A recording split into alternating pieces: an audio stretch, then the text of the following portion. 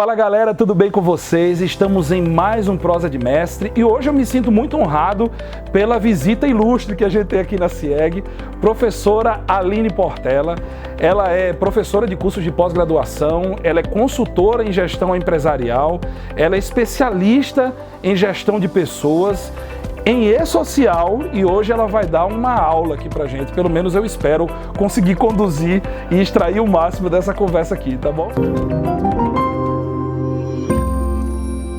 Bom, obrigado Aline por ter vindo. Eu que agradeço a presença, né? Agradeço o convite aí, é um enorme prazer estar aqui com vocês. Ah, que bom, é isso aí. Professora, é o seguinte, eu gosto sempre de começar com um assunto leve, então eu vou começar com uma polêmica. Ai, meu Deus. Teve um rolo recentemente desse negócio do e-social. A gente teve lá no Cona Fiscal e vocês meio que falaram sobre isso também, mas eu queria entender a fundo o que foi que de fato aconteceu. Porque saiu uma notícia, ela foi divulgada. Uma notícia? Uma notícia? Várias, né? Várias. Que ia acabar e tal, e depois, não sei se eles voltaram atrás ou se os veículos que voltaram atrás, dizendo que na verdade não vai acabar. Vai ser uma modificação. Se de fato vai mudar só o nome, se vai mudar o sistema, não ficou claro para mim, eu acho que para muita gente também não. Por favor, nos dê luz sobre esse assunto. Vamos lá. Isso aconteceu, Henrique, mais ou menos em meados de junho de 2019, né? Ainda este ano. No início do segundo semestre, começou o foco no processo de simplificação da social. Então foi o que aconteceu, né? A Secretaria Especial de Previdência e Trabalho, que hoje está à frente do projeto E-Social, em conjunto com a Receita Federal do Brasil, eles meio que houveram uma separação entre os dois, entre as partes. Então a ideia é que nós teríamos 2 novos sistemas para substituir o E-Social atual. Uhum. E no meio desse percurso, no meio desse trajeto, houve aí vários acontecimentos com foco no processo de simplificação da social. Isso em resultado da grande pressão das empresas, né, informando que a social era algo muito complexo, que estava impossível lidar com a social, com essa nova obrigação acessória.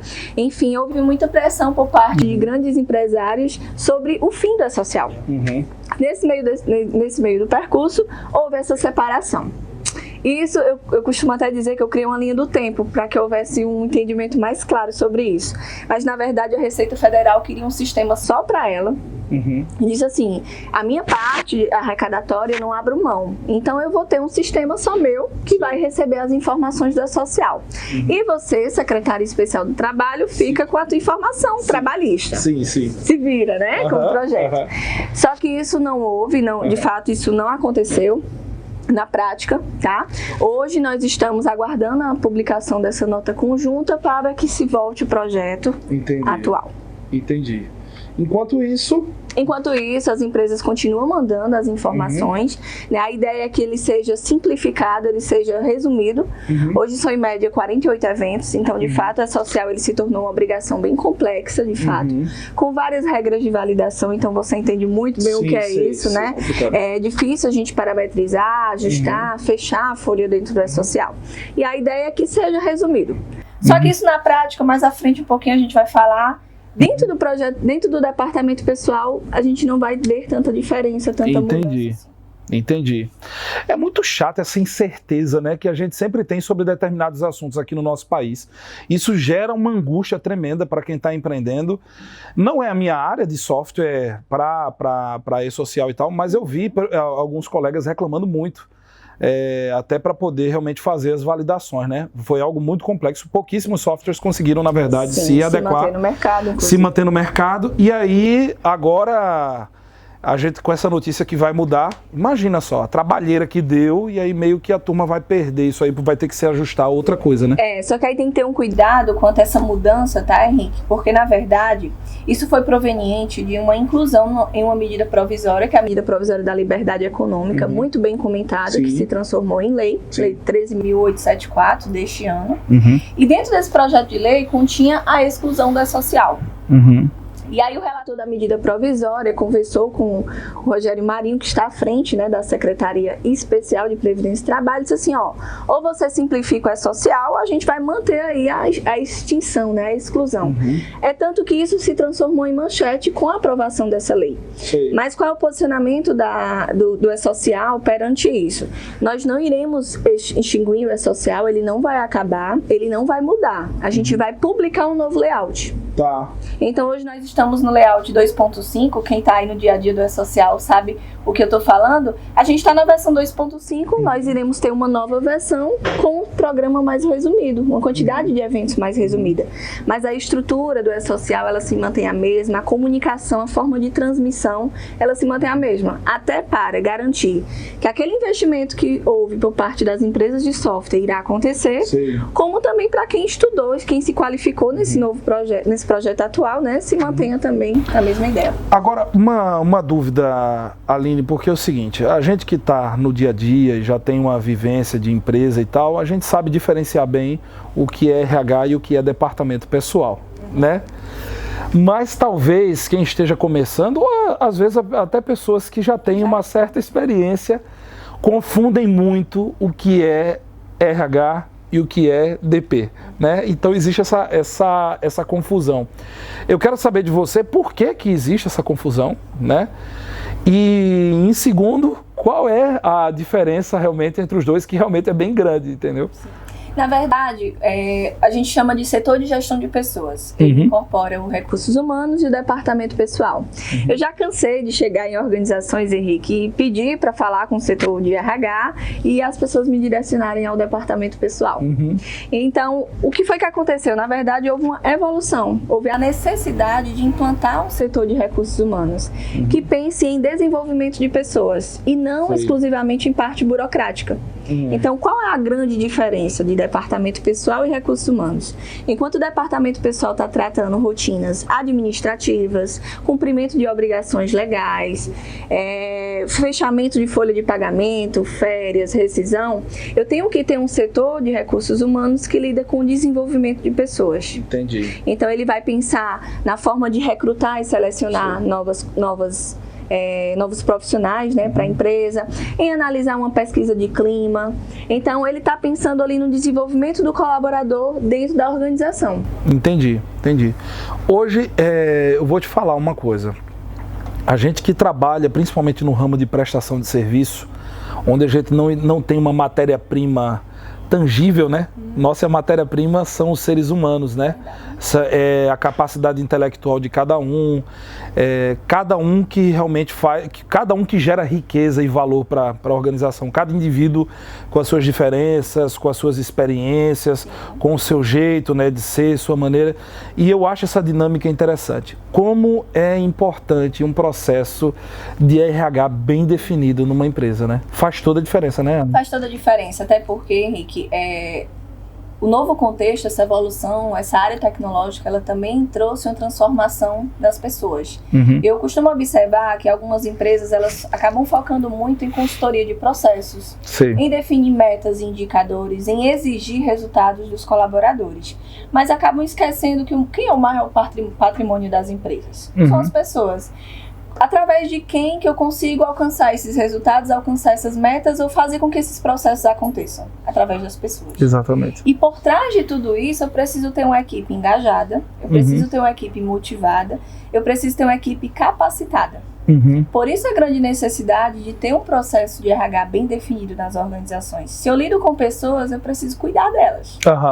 Então, entra um novo colaborador nessa empresa, esse novo colaborador foi realizado um processo seletivo com ele, mesmo que por indicação. Então acontece muito isso, né? Eu conheço a Juliana, certo? A Juliana vai fazer parte do processo seletivo. Se a gente identificar que ela tem um perfil bom para aquilo, contrato. Mas ela faz parte do meu processo seletivo. Entendi. É muito mais fácil eu fazer um processo mais rigoroso e conseguir manter esse colaborador do que ter um ônus aí, né, no caso de finanças mesmo, financeiro, com a contratação que não foi bem feita. Exatamente. E assim, a contratação mal feita, eu sei porque a gente já fez contratações mal feitas, eu acho que toda empresa já passou por isso. Né? Empresas... A gente tem que errar para acertar. E assim, algumas empresas até com um processo bem definido às vezes erra, né? Imagina quem não tem, né, esse processo. Então, o prejuízo, Aline, eu vou até mais a fundo, eu acho que ele não eu acho que o financeiro é o menor deles. Tá. Eu acho que a perca de tempo você prejudica às vezes o clima da organização, porque você contrata uma pessoa que ela não está conectada, não tem aquelas características necessárias. Não está alinhado às vezes com a cultura da empresa. Você está entendendo? Então, no nosso, então às vezes a perca de você contratar alguém, de você pagar o salário, os custos que envolve isso, às vezes eles ficam pequenos diante de outros prejuízos. E eu vou te dizer mais. No momento que eu contratei esse profissional, coloquei ele dentro da minha casa, que eu costumo dizer, eu preciso cuidar. Uhum. Cuidar, quando eu falo, é engajar, reter esse talento, fazer com que ele se sinta bem dentro da minha organização. E quem é o maior beneficiado disso tudo? O meu cliente. Exato, é verdade. É a pessoa mais importante de qualquer organização, acredito eu. Sabe uma coisa que eu ouvi recentemente? Eu não lembro quem foi que disse, mas é o seguinte, o maior patrimônio de uma empresa não é o cliente. Não é o cliente que tem que estar no centro da organização, quem tem que estar é o colaborador. Porque se o colaborador ele estiver no centro da organização, ele for o principal, o seu cliente ele vai ser muito bem atendido. Isso é uma verdade assim fantástica. Durante muito tempo eu pensei, o cliente. Razão, mas tem sempre razão. Às vezes nem sempre, né? Mas assim, realmente o cliente ele tem um papel fundamental. Ele pode demitir do zelador ao presidente de uma empresa, né?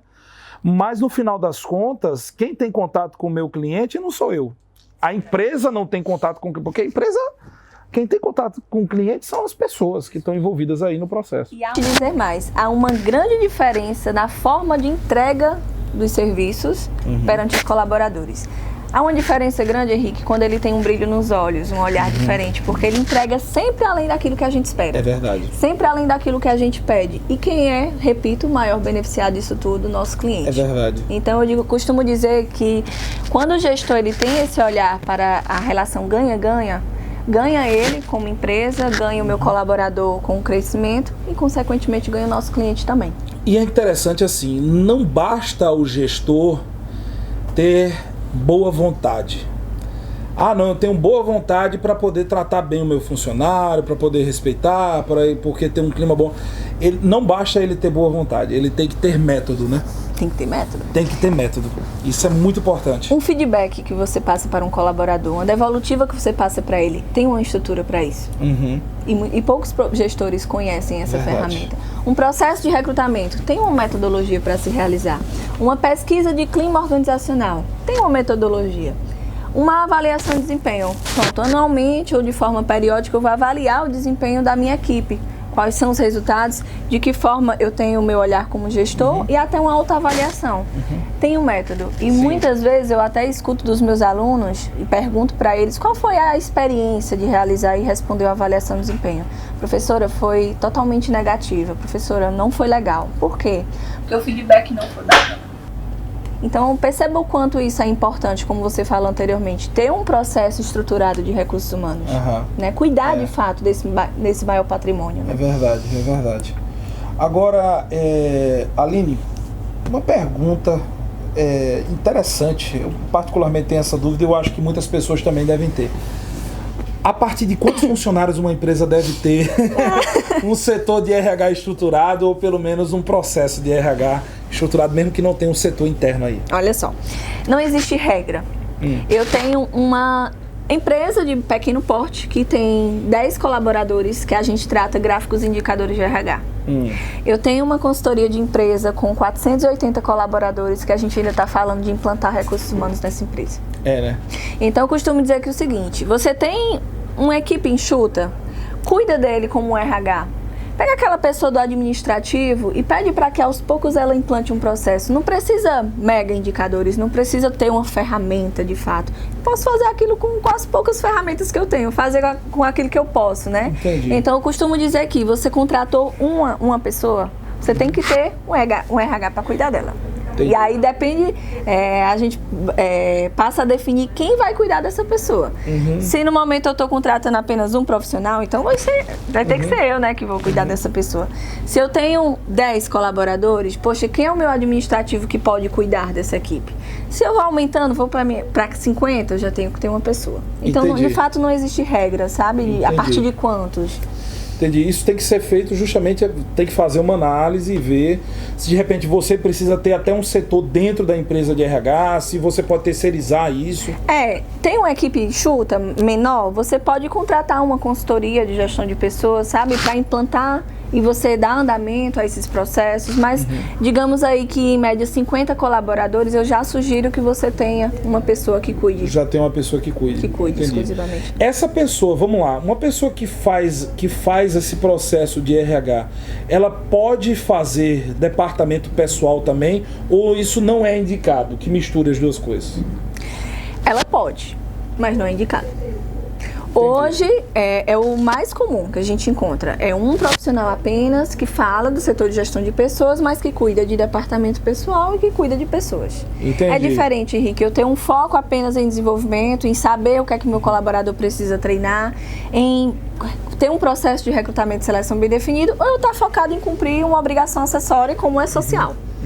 Então a gente acaba perdendo um pouco de energia quando a gente direciona para dois setores. Quando você faz uma análise de recursos humanos, você analisa apenas o processo ou você até faz uma análise também de layout, de espaço físico, de onde cada colaborador está, ou como é que é feito isso? A gente analisa processos e analisa alguns aspectos que facilitam, como exemplo, identidade visual.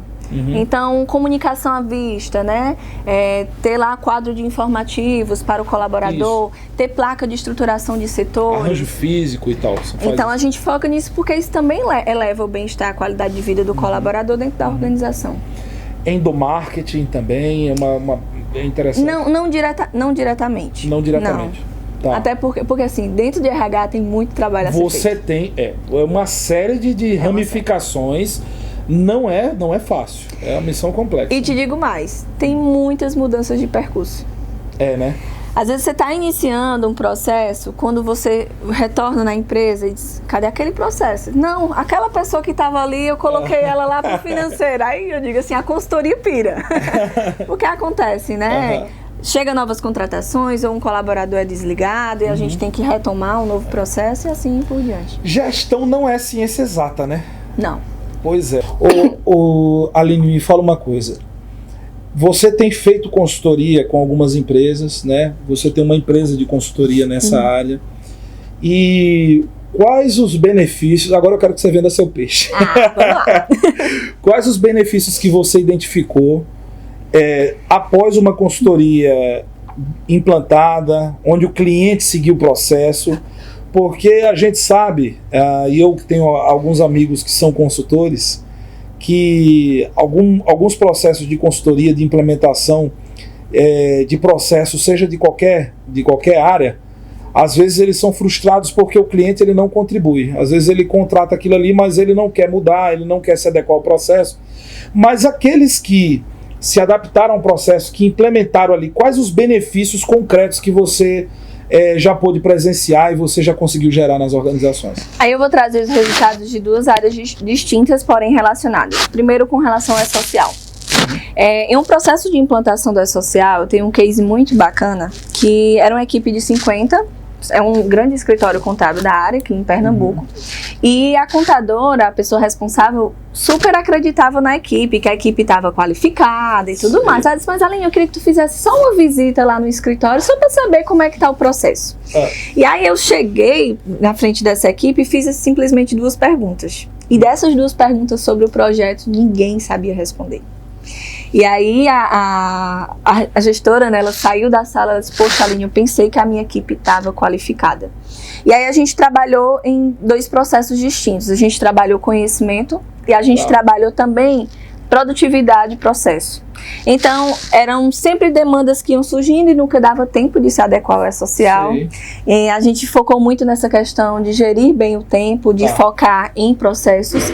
E qual foi o resultado disso tudo? Uma equipe qualificada, que no momento que eu quiser, em qualquer aspecto, conhecer e conversar com eles sobre o E-Social, eles conseguem validar sobre isso, o entendimento daquilo que está sendo aplicado no sistema, com o conhecimento do projeto E-Social. Então, o que eu mais escuto deles, poxa, Aline, agora eu entendo por que o meu sistema está trabalhando dessa forma, porque eu conheci a base, eu conheci a parte conceitual. Então, a gente precisa relacionar os dois. Como a equipe realizando processos bem definidos e conseguindo cumprir aquilo no prazo. Que é o que eu mais escuto de dificuldade das empresas. Aline, não dá tempo de se adequar ao E-Social. E a gente sabe que tempo é prioridade. Sim, sim. Então, além do conhecimento, a gente também focou em processo, né? E paralelo a isso, um setor de RH bem estruturado. Quando eu entro em uma empresa, eu costumo dizer que a gente precisa trabalhar 3 pilares. Tá. Primeiro pilar, o gestor. A peça-chave e fundamental do processo. Como você falou, ele pode ser o responsável por grandes conquistas no resultado, num projeto de consultoria, como, de fato, parar, suspender, porque ele não quer dar conta daquilo, ele não quer aceitar aquelas mudanças que são necessárias. Então, a gente trabalha esse pilar, que é o diretor, que é o gestor.